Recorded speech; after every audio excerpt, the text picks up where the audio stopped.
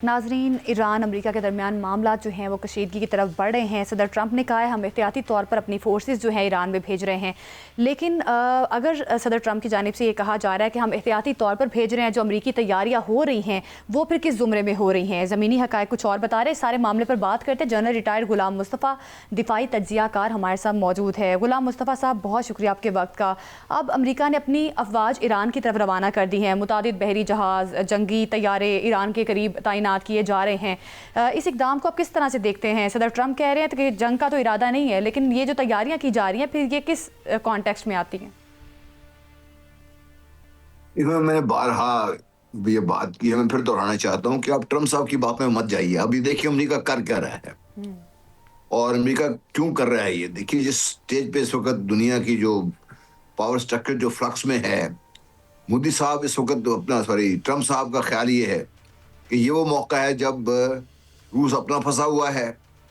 चीन ने कभी अपने आप को खुलकर सामने अभी तक नहीं आया फौजी लिहाज से, बाकी वो सफारती लिहाज पर सरगर्म है और उसके पास मालियाती तौर पे सरगर्म है, लेकिन खुल के वो नहीं आया। तो ये मौका उनका ये पास है जिसमें वो जो अपने मकासद हासिल कर सकते हैं। वो इससे मेरा अपना ख्याल ये है कि जो सारी तैयारियां आपको नजर आ रही हैं, इतना आसान नहीं होता। इतनी बड़ी जो लार्ज दो उन्होंने जो अपने बेड़े हैं वो भेज दिए हैं यहाँ पर। तकरीबन 70% जो उनका B-52 बॉम्बर्स का जो फ्लीट है वो इस खत्ते में तैनात हो गया हुआ है।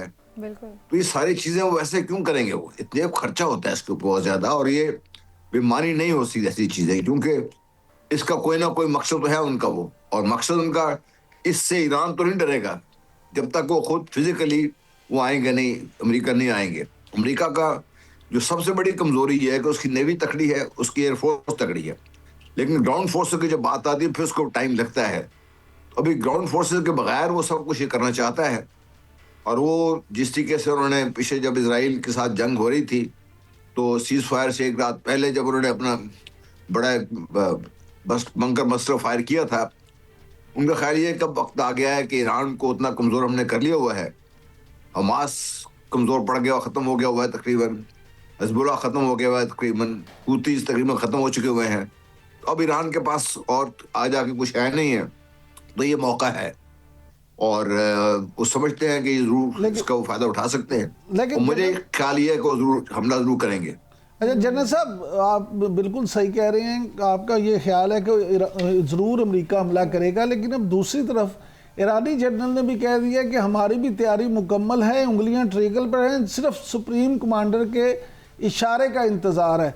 तो आप क्या समझते हैं कि ईरान ने भी जो अब तैयारी की है माजी के हमलों को देख के, तो वो दो तीन जो चीज़ें हैं, एक ये खबर है कि हाइपरसोनिक मिसाइल जो हैं वो उसने इसराइल के तमाम शहरों को टारगेट किया हुआ है। तो आप क्या समझते हैं, ईरान एक मुंह तोड़ जवाब देगा? देखिए ईरान की आप जो बयान तो आप देख रहे हैं, ईरान ने ICBM भी डेवलप कर लिया हुआ है। ईरानों की मिसाइलों की क़ुव्वत भी आपने पिछली दफा जब हुआ था देखी, तो इसराइल इस दफा बेहतर प्रिपेयर्ड है इस दफा।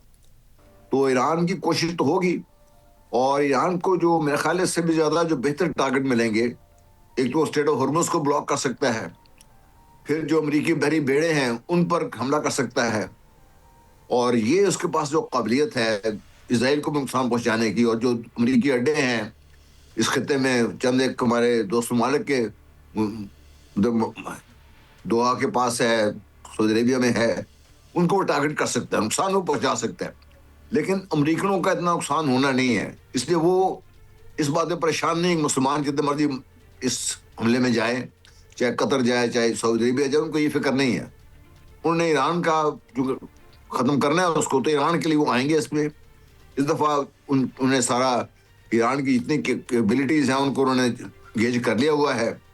अब ये सब कुछ जो अपने हंगामा पिछले दिनों जो चला है 2 हफ्ता 10 दिन, इस दौरान उन्होंने सारी इंटेलिजेंस भी अपनी इकट्ठी कर ली हुई है। तो ईरान कोशिश तो करेगा, और ईरान ने जो इस दफ़ा जो चेंज जो नज़र आ रही हुई है कि ईरान प्रीएम्प्शन करेगा। जब ईरान को महसूस हुआ कि हमला होने वाला है, उससे पहले ईरान स्ट्राइक कर जाएगा। अगर वो करता है तो फिर ईरान नुकसान बहुत ज़्यादा पहुंचा सकता है। लेकिन सर खबरें ये भी हैं कि चीनी और रूसी जो कार्गो तैयारे हैं वो भी बहुत कुछ लेके ईरान पहुंच रहे हैं।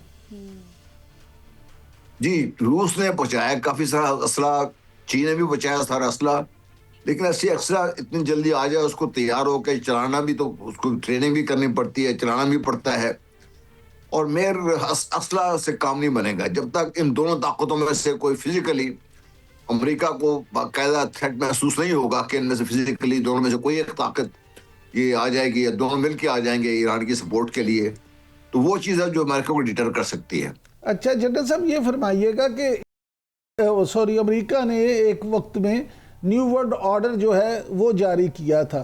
क्या आपने समझते हैं कि प्रेसिडेंट ट्रंप जो हैं उस न्यू वर्ल्ड ऑर्डर को भी बुला के एक नया बिल्कुल ही न्यू वर्ल्ड ऑर्डर ना सिर्फ जारी कर चुके हैं बल्कि उस पर इम्प्लीमेंट कर रहे हैं और अपनी मर्जी से, वो हट धर्मी कह रहे हैं, मर्जी कह रहे हैं, बदमाशी कह लें, जो भी कह लें, उससे वो जुटे हुए हैं अमेरिका को सुप्रीम साबित करने में?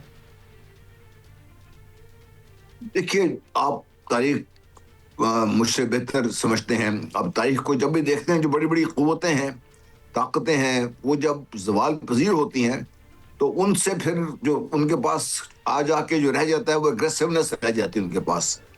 उनको ये पता है कि वो आहिस्ता आहिस्ता वो नीचे की तरफ जा रहे हैं। ये तो अमेरिका की सदी तो ख़त्म हो चुकी है, अमेरिका नीचे जा रहा है, ज़वाल पजीर है, उस मुकाबले में ताकतें उभर रही हैं। उनका जो ख्याल ये है, और ये ट्रम्प साहब हो, चाहे ओबामा हो, चाहे जो बाइडन हो, ये एक मकसद के तहत उनका ख्याल ये है कि अभी भी वक्त है कि अमेरिका की जो ढलती हुई साख है उसको वो रोक सकें इसको। और वो इसके लिए उन्होंने, अब देखिए भी ये जो 60 मुल्कों का एक नया, उन्होंने 60 मेंबर्स का मुल्क तो नहीं है उसमें, तो काफ़ी ऐसे शख्सियात भी शामिल की उन्होंने। एक तो उन्होंने नया ये एक तमाशा खड़ा किया है इसमें, यूएन से उन्होंने मंजूरी ले ली डंडे के जोर पर, और साथ ही साथ उनका ख्याल ये है कि ग्रीनलैंड की, देखिए यूरोप में भी उन्होंने एक अजीब तमाशा खड़ा किया हुआ है, वहां पर यूरोप को थ्रेट कर रहे हैं। वहां पे यूरोपियन भी आहिस्ता आहिस्ता अपनी हैसियत को समझ गए हैं कि हमारे लिए बहुत मुश्किल होता जा रहा है अगर हम ये मामला ट्रम्प साहब का साथ देते रहे। एक वक्त आएगा यूरोप अपनी जो शराख्त भी खो चुका होगा।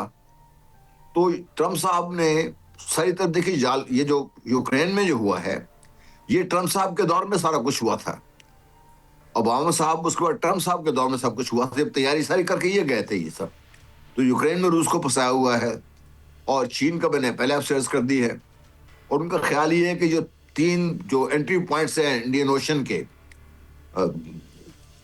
ये आप स्टेट ऑफ हॉर्मुज की मैं बात करता हूँ, आप पाउल मंदो की बात करता हूँ, और तीसरा जो आप इंडोनेशिया और रशिया के दरमियान है, ये 3 वो कंट्रोल करने।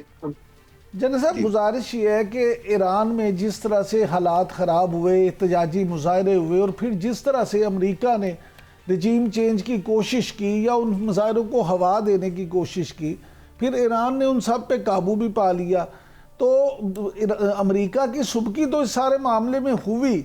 अब इसराइल और अमेरिका मिल के ईरान को जो सबक सिखाना चाहते हैं या वहाँ पे जो रजीम चेंज करना चाहते हैं, अगर वो मुमकिन नहीं तो फिर वो क्या हरबा इस्तेमाल कर सकते हैं? क्योंकि इसराइल ने अपने त्यारे भी, आप देखें, अमेरिका ने इसराइल पहुंचा दिए। तो ये सारी चीज़ें जो हैं, इनको आप किस तरह से देखते हैं?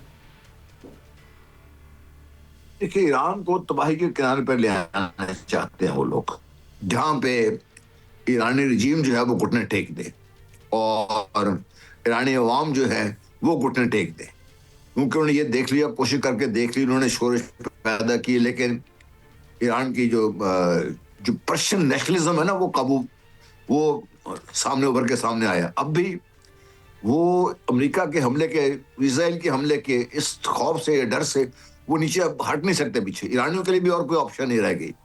ये वो चीज़ है जो अमेरिकन को या वेस्टर्न यूरोपियन को समझ नहीं आ रही कि जो पर्शियन नेशनलिज्म है वो इतना स्ट्रांग है, इस कदर स्ट्रांग है कि आप देखिए, जब से ये रेवोल्यूशन हुआ उसके बाद आप देखिए ना, ईरान ने बहुत बड़े ब्लंडर्स किए हैं, जो हर जगह हर मुल्क में उन्होंने जो अपना ये एक्सपोर्ट करने की कोशिश, रेवोल्यूशन, वही पर्शियन नेशनलिज्म था उनका, वहां एट प्ले था वहां पर।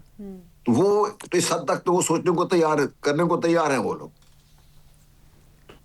तो क्या वो चेंज कर पाएंगे? नहीं, रजीम चेंज शायद नहीं होगी, लेकिन ईरान का नुकसान इतना ज्यादा हो जाएगा कि मेरा ख्याल है कि उसके बाद ये खुद ही जो रजीम जो है ये खुद शायद अपने आप को हटा ले और कुछ ऐसे लोग सामने लेके आए, ऐसे कुछ चेंजेस कर लें ये लोग शायद, जिससे बिल्कुल ईरान के regime ईरानी change अवाम में तो की बुरे बचत हो तरीके सके।